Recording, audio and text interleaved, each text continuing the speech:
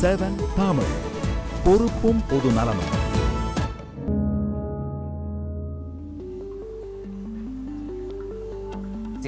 உங்களை மீண்டும் வரவேற்கின்றேன். வன்னியினுடைய தற்போதைய நிலை, அதாவது போர் முடிந்து சுமார் 5 வருடங்கள் கடந்துள்ள நிலையில் வன்னியினுடைய தற்போதைய நிலையை படம் பிடித்து காட்டக்கூடிய அந்த ஆவணப்படத்தினுடைய முதல் பகுதியை பார்த்தோம். அது குறித்து விவாதித்து வருகின்றோம். நம்முடைய அரங்கத்தில் மே 17 இயக்கத்தைச் சேர்ந்த திருமுருகன் அவர்கள் இருக்கின்றார். அதே போல பாரதிய ஜனதா கட்சியை சேர்ந்த ஸ்ரீதரன் அவர்கள் தற்போது நம்மோடு இணைந்திருக்கின்றார். நம்முடைய செய்தியாளர் பிரபாகரன் நம்மோடு இணைந்திருக்கின்றார். இடைவேளைக்கு முன்னர் ஒரு கேள்வி முன்வைக்கப்பட்டது. அதாவது இந்தியாவினுடைய நீங்கள் அளித்த பதிலின் அடிப்படையில் இந்தியாவினுடைய வெளியுறவு கொள்கை என்பது தொடர் தோல்வியின் அடிப்படையில் தான் இது போன்ற ஒரு நிலையை இலங்கையில் இருக்கக்கூடிய தமிழ் மக்கள் எட்டியிருக்கிறார்கள் என்ற ஒரு கருத்தை முன்வைத்தீர்கள். இதற்கு உங்களுடைய பதில் என்ன ஐயா? அதாவது இலங்கையில் இருக்கின்ற நிலைமை, இந்த பிரச்சனை நீண்ட நெடுங்காலமாக இருக்குது. 30-40 வருஷத்துக்கு மேலே இருக்குது. எவ்வளோ நாள் சரியாக சொல்ல முடியலனா கூட ரொம்ப நாளாக இருக்குது பிரச்சனை. பாரதிய ஜனதா கட்சியினுடைய அரசாங்கம் 6 மாதம் ஆக போகுது. உடனடியாக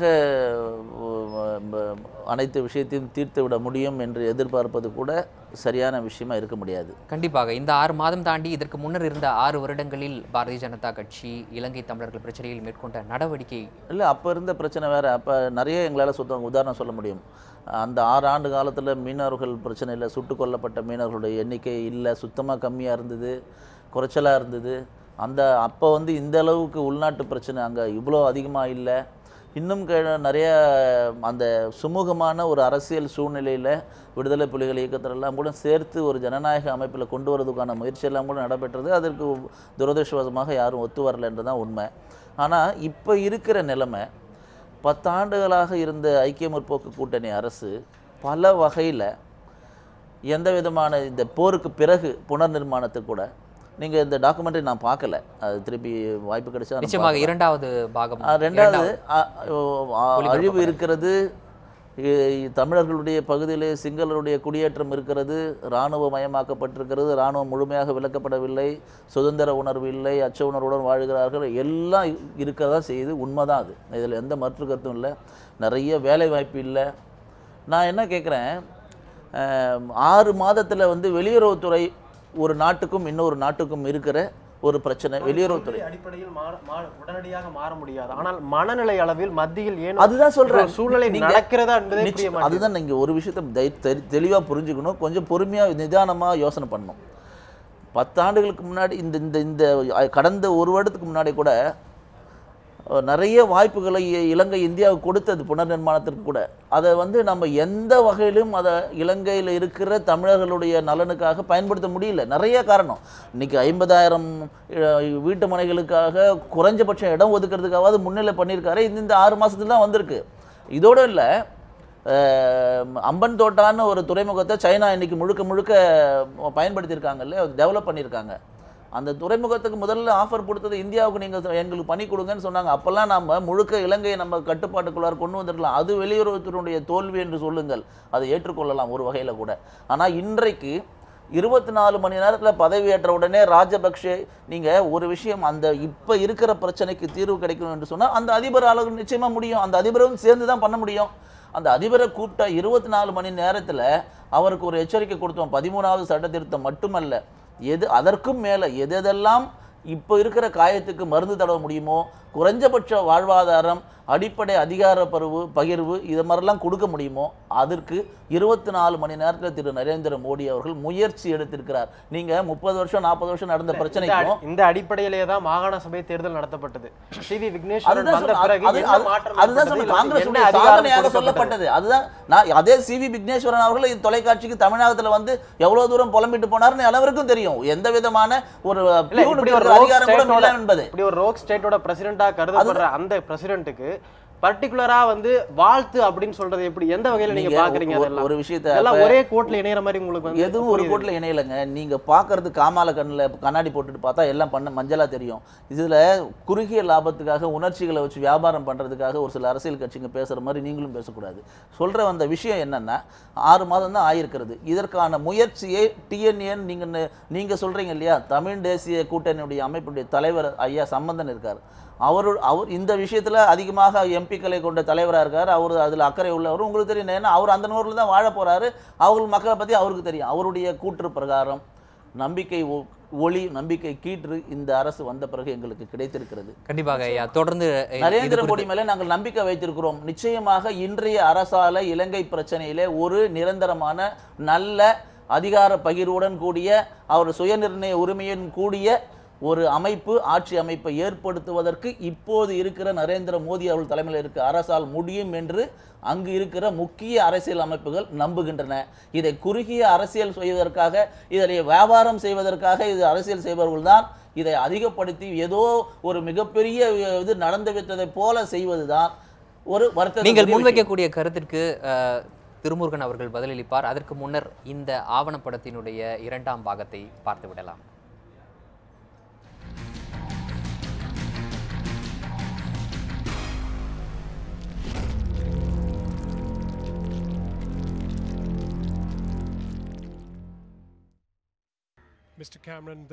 கடந்த காமன்வெல்த் மாநாட்டுக்கு இங்கிலாந்து பிரதமர் டேவிட் கேமரூன் வந்திருந்த பொழுது காணாமற் போனவர்களின் சொந்தங்கள் பெரும் கண்ணீர் போராட்டத்தை யாழ்ப்பாணத்தில் நடத்தினர். அதில் ஜெயக்குமாரி தனது மகனை கேட்டு மகளோடு அந்த போராட்டத்தில் கண்ணீர் மல்க நின்றார். பின் 2014 மார்ச் மாதத்தில் ஐநாவின் மனிதுரிமை கூட்டத்தொடர் நடந்து கொண்டிருக்கும் பொழுதே விடுதலை புலிகளை உருவாக்க முயற்சித்தவர்களுக்கு ஜெயக்குமாரி அடைக்கலம் கொடுத்தார் என்ற பெயரோடு மகளுடன் கைது செய்யப்பட்டு இன்றளவும் சிறையில் அடைக்கப்பட்டுள்ளார். போருக்கு பிந்தையான நிலை பெண்களுக்கு மிக கொடியதாக உள்ளதை இது காட்டுகிறது. இன்றளவில் 90,000க்கும் மேற்பட்ட தமிழ் விதவைகள் இலங்கையில் உள்ளனர். இப்படி நிலவி வரும் அசாதாரண சூழ்நிலைக்குள் சிங்களமயமாக்கல் இலங்கையின் வடக்கு கிழக்கில் வேகமாக நடக்கிறது. இலங்கை அரசின் கடந்த 50 ஆண்டுகால சிங்களமயமாக்கல் திட்டம் நிலமற்ற ஏழைகளுக்கு நிலம் கொடுப்பதன் பெயரில் நடைமுறைகளுக்குள் வருகிறது. அதன் நிலையை எடுத்து கூறுகிறார் இந்த சூழலுக்குள் பணியாற்றி வரும் பத்திரிகையாளர் வித்யாதரன். அடிப்படை இதுகளை உரிமைக்காக போராடுகின்ற ஒரு இனம் இல்லை. இது போன்ற ஒரு நிலையை வடக்கு கிழக்கிலே தமிழர்கள் தாயகம் வாழ்ந்த இடம் முழுத்தும் பரவலாக்கின்ற ஒரு திட்டம் தான் 48 இருந்து இன்றைக்கு வரை நடந்து கொண்டிருக்கிறது. நாங்கள் கிழக்கு மாநிலத்தில் இழந்து விட்டோம், இப்போது வவுனியாவை இழந்து கொண்டிருக்கிறோம். அடுத்த கட்டமாக இராணுவ திட்டமிட்ட அடிப்படையிலே குடியேற்றங்கள் முருகண்டி வரை வந்துவிட்டன. யாழ்ப்பாணத்திலும் இதே மாதிரியான வேலை தான் முன்னெடுக்கப்படுகின்றது. இது வெளியே தெரியாது, ஒரு புற்றுநோய் மாதிரி கீழாலே நடந்து கொண்டிருக்கின்ற ஒரு பெரிய அழிவு வேலை. நான் நினைக்கிறேன் அடுத்த 25 வருடங்களுக்கு பின்னர் இது போகின்ற வேகத்தை பார்க்கின்ற போது இலங்கையிலே தமிழர்களுக்கென்று ஒரு தனியான தாயக பிரதேசம் இருந்தது என்பதை குறிப்பிட முடியாத அளவுக்கு சிங்களமயப்படுத்தப்பட்டுவிடும். எல்லைகளை ஆக்கிரமிப்பதன் வழியாக ஒட்டுமொத்த தமிழர்கள் வாழும் பெரும்பான்மை பகுதியை சீர்குலைப்பது இதன் மைய அம்சமாக உள்ளது. இதற்கு சான்று கிழக்கு பகுதியில் தமிழ் மக்கள் தொகை வீழ்ச்சியும் சிங்கள மக்கள் தொகையின் அதிகரிப்பும் தான். அடுத்த கட்டமாக இனியொரு உரிமைக்கான போராட்டம் தமிழ் மக்களிடமிருந்து எழக்கூடாது என்பதில் இலங்கை அரசாங்கம் உறுதியாக உள்ளதை அன்றைய போராளிகளின் நிலைமைகளிலிருந்து குறிப்பிடுகிறார் நாடாளுமன்ற உறுப்பினர் அரியேந்திரன். விசேட திட்டங்கள் எதுவுமே செய்யப்படவில்லை. வெறுமனே தென்பகுதிக்கு காட்டுகின்ற நடவடிக்கைகள், போர் செய்த படையினருக்கு காட்டுகின்ற கரிசனை என்பதை விட போரினால் பாதிக்கப்பட்டவர்களுக்கு அது காட்டப்படவில்லை. இதைவிட உங்களுக்கு தெரியும், கடந்த இறுதிப் போரின் போது புனர்வாழ்வு அளிக்கப்பட்டு ஏறக்குறைய 12,000 முன்னாள் போராளிகளை அவர்கள் தடுத்து வைத்து புனர்வாழ்வு கொடுக்கப்பட்டதாக கூறி இப்பொழுது விடுதலை செய்யப்பட்டதாக கூறுகின்றார்கள். ஆனால் அந்த விடுதலை செய்யப்பட்ட போராளிகளுக்கு கூட சுதந்திரமாக வீட்டிலே இருக்க முடியாது. குறிப்பாக மட்டக்களப்பு மாவட்டத்தில் கூட தொடர்ச்சியாக அவர்களை பதிவு செய்கின்ற நடவடிக்கை, கண்காணிக்கின்ற நடவடிக்கை, அவர்கள் பின்னால் புலனாய்வு பகுதியினர் அவர்களுக்கு பின்னால் செல்கின்ற நடவடிக்கை என்று தொடர்ந்து கொண்டிருக்கின்றது. அதன் காரணமாக அவர்களுக்கு சுதந்திரமான தொழில் வளங்கள் செய்கின்றவர்கள் கூட அவர்களை தொழிலுக்கு எடுப்பதற்கு மிகவும் அச்ச சூழ்நிலையில் இருந்து கொண்டிருக்கின்றார்கள். ஆகவே இவ்வாறான நிலை தொடர்ந்து கொண்டிருக்கின்றது. ஒவ்வொரு விதமாகவும் கட்டமைப்பு ரீதியிலான இனப்படுகொலை இன்றைய இலங்கையில் தமிழ் மக்களுக்கு நிகழ்ந்து கொண்டிருக்கிறது. பள்ளிகளும் அதற்கு விதிவிலக்கல்ல. இராணுவம் குவிந்த பகுதியில் பள்ளிகளில் தொடரும் பிரச்சனையை கூறுகிறார் சிலோன் டீச்சர்ஸ் அசோசியேஷனை சேர்ந்த ஜோசப் ஸ்டாலின். போர் முடிஞ்சும் கல்வியை மீண்டும் கட்டி எழுப்புறதுக்கான செயல்பாடுகள் குறையாக தான் இருக்குது. எங்களுக்கு போரால் எவ்வளவு பாதிக்கப்பட்டது. இப்போ சாதாரணமாக எடுத்துக்கொண்டால் முழு இலங்கைக்கும் ஒரு எக்ஸாம் தான் வைக்கிறது. இப்போ ஓ லெவல் எக்ஸாம்னு ஒரு எக்ஸாம் முழு இலங்கைக்கும், ஸ்காலர்ஷிப் எக்ஸாம் ஒரு எக்ஸாம், ஏ லெவல் எக்ஸாம் ஒரு எக்ஸாம் தான். அப்போ கொழும்புல ராயல் காலேஜில் இருக்கிற மாணவரும் வன்னியில் இருக்கிற மாணவரும் ஒரே எக்ஸாம் தான் ஃபேஸ் பண்ணுறாங்க. அப்போ ஒரே பேப்பர். அப்போ 2 பேருக்கும் வழங்குகிற கல்வி வித்தியாசமாக இருந்தால் அது பாரிய பிரச்சனையாக தான் இருக்கும். அதனால தான் நாங்கள் சொல்கிறோம் வளங்களை உடனடியாக வழங்க வேணும். பள்ளிகளில் மட்டுமல்ல, கோவில் போன்ற எல்லா பொது நிலையிலும் இராணுவம் சுற்றியுள்ளதை இந்த படங்கள் நமக்கு உறுதிப்படுத்துகிறது. யாழ்ப்பாணத்தின் மது விற்பனை தொடர்பான கணக்கெடுப்பு எப்படி போதைக்கு அடிமைப்படும் சமூகமாக தமிழ் சமூகம் மாறி வருகிறது என்பதை காட்டுகிறது. 2007ஆம் ஆண்டை காட்டிலும் இப்போது 4 மடங்கு அதிகமாகியுள்ளது மது விற்பனை. கடந்த முறை கிளிநொச்சியில் நடந்த இராணுவத்தின் கிறிஸ்துமஸ் விழாவிற்கு சென்ற பொழுது அங்கு இலவசமாக பீர் டின்கள் கொடுக்கப்படுவதை கண்கூட கண்டேன். அப்படியான இராணுவ கொண்டாட்டத்தில் போதையோடு தான் இவர்கள் ஆடிக்கொண்டுள்ளனர். ஒரு சமூகத்தின் அறிவை மழுங்கடிக்க வேண்டுமெனில் அந்த சமூகத்தின் அறிவை அளிக்க வேண்டும் என்ற எண்ணத்திலேயே இப்படியான போதை மையம் ஊக்குவிக்கப்படுவதாக சொல்லப்படுகிறது. முன்பை விட தமிழ் சமூகம் மோசமான நிலைமைகளுக்குள் தள்ளப்பட்டுள்ளதாக கூறுகிறார் முன்னாள் வெளியுறவுத்துறை அமைச்சர் மங்கள சமரவீர.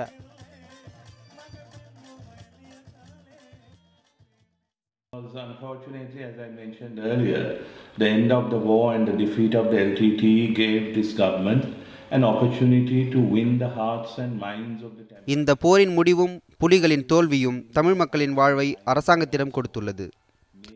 இவை தமிழர்களின் மனங்களையும் அறிவையும் ஒன்றிணைப்பதால் தான் வெல்ல முடியும். அப்பொழுதுதான் பொருளாதார வளர்ச்சி வரும். ஆனால் அரசு அதற்கு மாறாக செயல்படுகிறது. தமிழ் மக்கள் இப்பொழுது முன்பை விட மோசமான நிலையில் உள்ளனர். The government went, I would say, on an orgy of triumphalism, and the Tamil people, unfortunately, are even worse off than before. இலங்கையில் தமிழ் பத்திரிகையாளர்கள் நிலை மட்டுமல்ல, சிங்கள பத்திரிகையாளர்கள் நிலையும் மிக மோசமானது. அதற்கு கொல்லப்பட்ட லசந்த விக்ரமதுங்காவும் காணாமற் போன பிரகித் எக்னோல்டாவும் தான் சான்றுகள். தமிழர்கள் சிறுபான்மை இனம் என்று கூறும் இலங்கை அரசாங்கம் பத்திரிகையாளர்கள் படுகொலைகள் மட்டும் தமிழரிடத்தே பெரும்பான்மையாக நிகழ்வதை பற்றி வாய் திறப்பதில்லை, அவர்கள் புலிகள் என்பதை தவிர.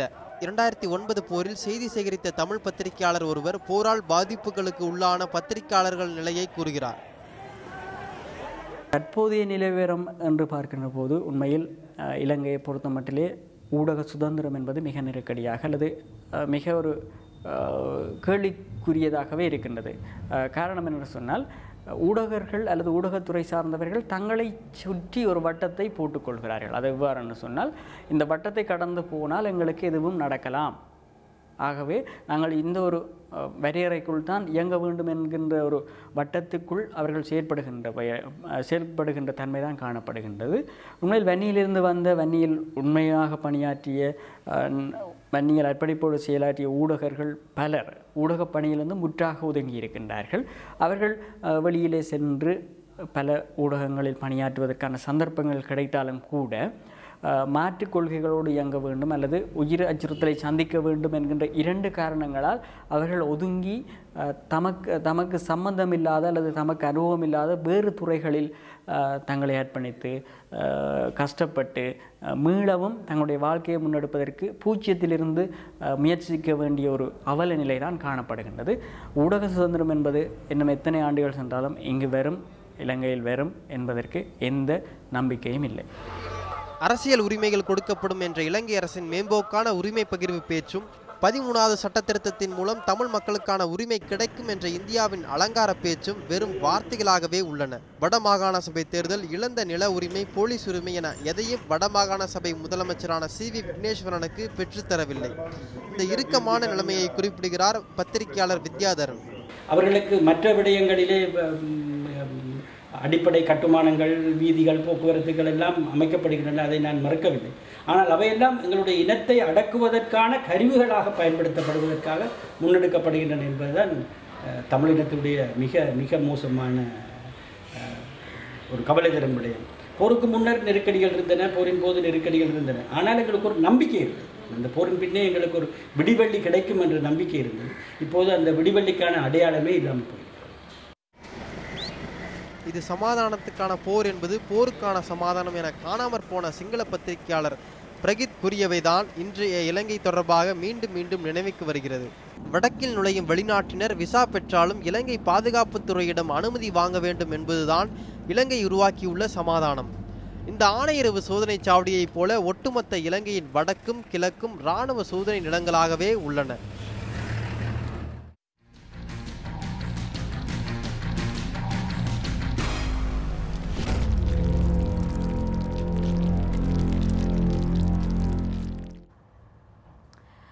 அந்த இரண்டாம் பாகத்தை பார்த்தோம். அங்கிருக்கும் மக்களாகட்டும், அங்கிருக்கும் தொடர்ச்சியாக அங்கே செய்தியாளர்கள் செய்தி சேகரிப்பதற்கு கூட முறையாக இன்னும் எந்தவித அனுமதியோ இல்லை, அவர்களுக்கான சுதந்திரம் முற்றிலுமாக மறுக்கப்படுகிறது, மக்களுக்கான அடிப்படை சுதந்திரம் முற்றிலுமாக மறுக்கப்படுகிறது என்பதையே இது எடுத்துக்காட்டாக இருந்தது என்று கூட சொல்லலாம். திருமுருகன் காந்தி, இப்போ ஐயா சொல்லும்போது குறிப்பிட்டார், இப்போ பாரதிய ஜனதா ஆட்சி அமைத்த இந்த 6 மாத காலகட்டத்தில் பார்க்கும்போது கடந்த 10 ஆண்டுகளை காட்டிலும் நிலைமை சற்று ஒரு சுமூகமான நிலைக்கு முதலடியை எடுத்து வைத்திருக்கிறோம். நாங்கள் முன்னாடி 6 ஆண்டுகள் ஆட்சியில் இருந்த போதும் இலங்கை தமிழ் மக்களுக்கான சில நல்ல திட்டங்கள் நடந்தது, அவர்களுக்கு ஆதரவான சில விஷயங்கள் நடந்தது அப்படின்னு. இதை நீங்கள் எப்படி பார்க்குறீங்க? இப்பொழுது திருப்பதி வந்திருக்கக்கூடிய ராஜபக்ஷவுக்கு அரச மரியாதை கொடுத்து தான் வரவேற்றிருக்கிறார், ஸ்டேட் ஹானர் கொடுத்துருக்கிறாங்க.